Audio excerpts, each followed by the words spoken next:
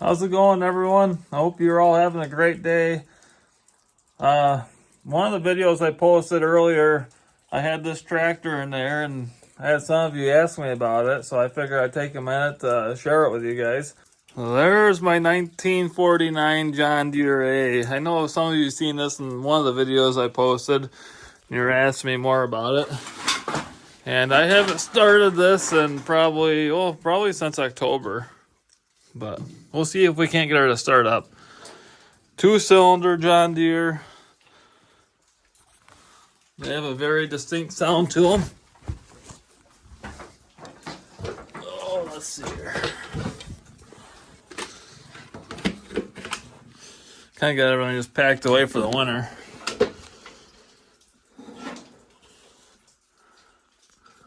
Kind of curious how I got pine needles on here, but.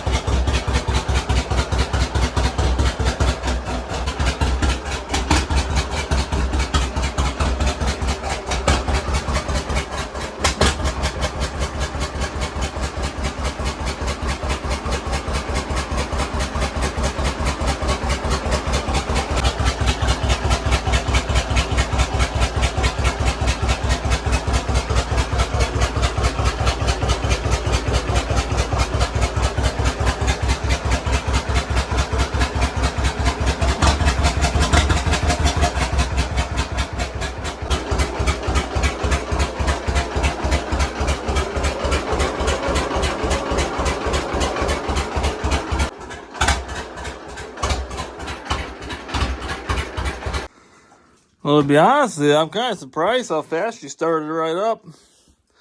For those that don't know, this pulley here is the clutch. This is your clutch right here, hand clutch. Disengage, engage. But that pulley, you also put the belts on, and you ran a bunch of equipment off the belts. And that's how they used to power things back in the day. But I just wanted to show you guys the old girl. Nothing runs like a Deere, or a Stihl, or a Timberjack. A little fun fact about that tractor. A while ago, my wife and I were going through and working on paying off all our debt. And once we got all the debt paid off, that was kind of my gift to myself for all the hard work that we put into doing that. And the kids love the thing, so hopefully we have many more fun years on that old girl, and we can do some more plowing and tractor shows. So I hope you guys enjoy. Now let's get to some chainsaw work. Today we're going to be talking about replacing the clutch drum on your chainsaws, and I'm going to be replacing mine on my Stihl 661. I got the whole kit right here. I think it's a common wear item. I don't know. Some people might think different. Some people might not even know you can replace it. But when it comes to Stihl and breaking springs in the clutch, I think that's probably one of the reasons why. They get so worn out inside that I think it puts too much pressure on the springs, and that's when they end up breaking. So in the kit, you get the clutch drum, the rim sprocket, the Jesus clip, and then the washer.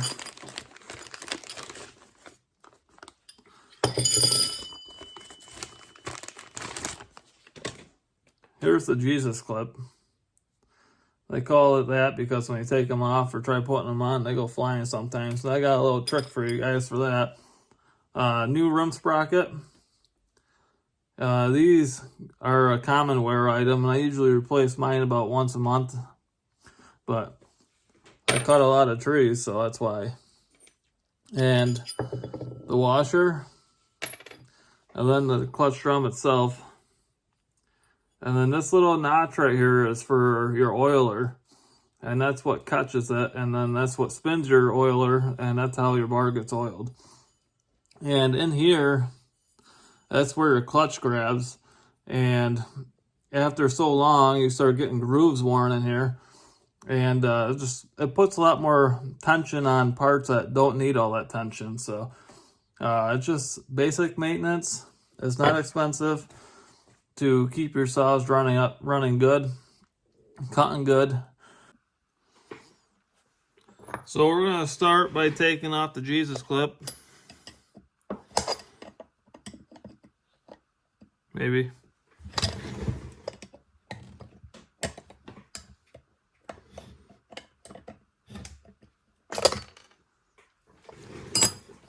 And then you pull your washer off, and then you pull your sprocket off. This sprocket doesn't have a lot of wear on it. I'll probably put this one back on, get the rest of its life out. This one came in on a saw. A guy was having problems with it. And this is when they get really bad. This is almost to the point where it could probably break in half at any moment. But then you also start dealing with a lot of binding issues when they get down this low. Chains popping off. I mean, this is cut right down in. Pretty impressive, really. But I mean, some people just don't know that this stuff can be replaced or how to. Now, one thing this kit didn't come with was a new bearing, but that's okay. Sometimes these get stuck on there with all the stuff that gets in there.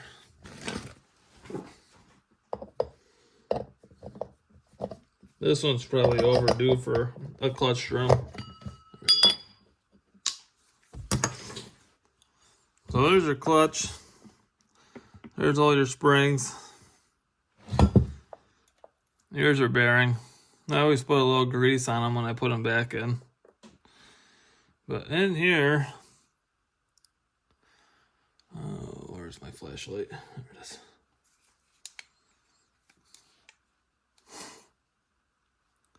So in here, you can see where the clutch rides, and you can see all this gunk on the outside.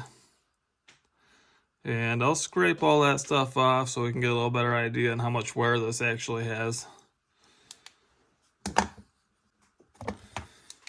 So I scraped off that little part there, and I mean, you can see the noticeable indentation from where the clutch rides to this outer part here. It is worn in a little bit.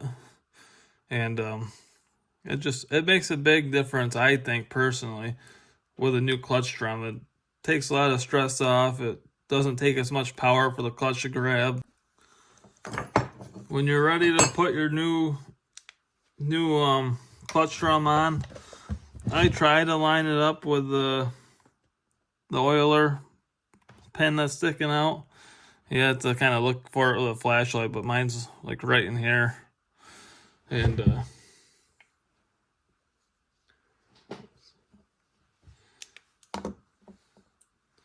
we'll put a little grease on this bearing real quick.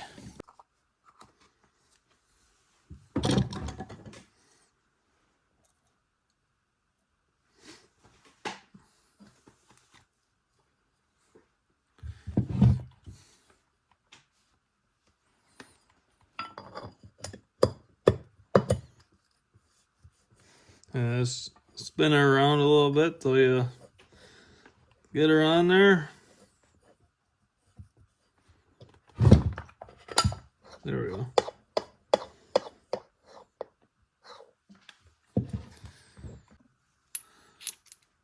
Next, you put your sprocket on, then your washer, and then your clip. And how I do the clip is I set it on there like so. I'm going to have to pull this to the end of my workbench here. I don't know if you guys can see that. And I take the scrunch and put it on top of the clip.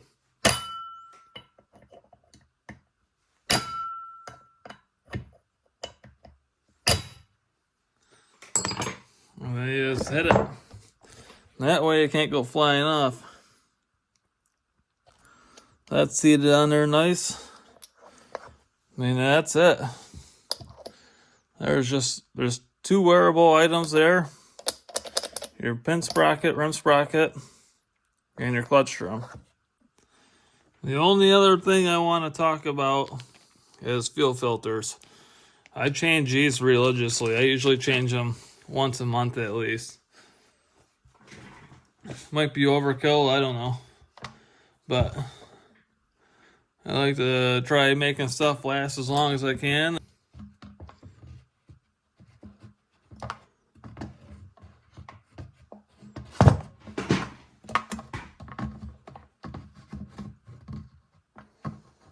I'm just going to take these pliers, reach down in here, grab the fuel filter.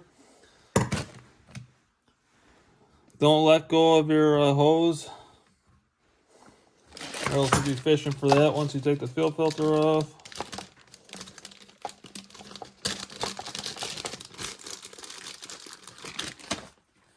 Grab yourself a new one. Then I'm gonna grab the hose right here and just pull the old one off. Pop the new one on.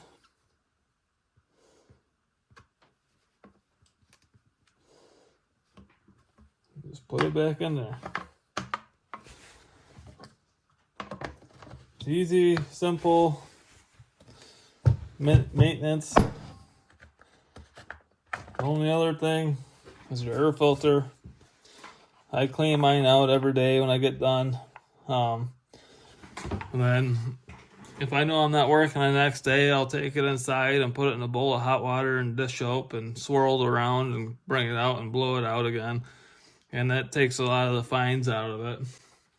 I don't know if you can do that with Husqvarna air filters or not, but I know the Stihl air filters, you can. One other thing I wanted to bring up to you guys, some of you don't run professional saws, and on like the homeowner saws and farm bosses, most of them have what's called a star sprocket. So you'll have this drum, then right here where the rim sprocket goes on will be like a star, and those wear out too, and you'll start seeing a bunch of grooves get cut. I shouldn't say a bunch, but you'll see usually like one spot where the chain's cutting into that star. Those are also replaceable, the whole drum is. And again, it does the same thing as a rim sprocket when they get worn out. You start getting your chain bound up, it starts throwing chains. So yeah, if you guys, any of you that have saws with a star sprocket, those are also replaceable. So those are a few things that I do with my saws for maintenance. It's real simple, real easy. Anyone can do those. It just takes a little bit of time to go through them and check things out. But it's well worth it. And I try to make all my stuff last as long as I can. I've had the 661 since 2020, and she has seen a lot of timber. I saw hasn't had an easy life, but I try keeping my chains tight. I try keeping my bar cleaned up. I try keeping all the wearable parts maintained and up to spec on them. If I had to guess, that saw's probably seen 8 million board feet of timber through it, if not more. So about the only other thing about this saw is I run 32-to-1 in it, along with all my other saws. The saw is all original, ported by Tree Monkey, 0 issues, and that's about all I want to talk about with gas and oil, because some people get a little crazy about it. So, but I hope you guys were able to learn something from the video, and I hope you all have a blessed day. Thank you.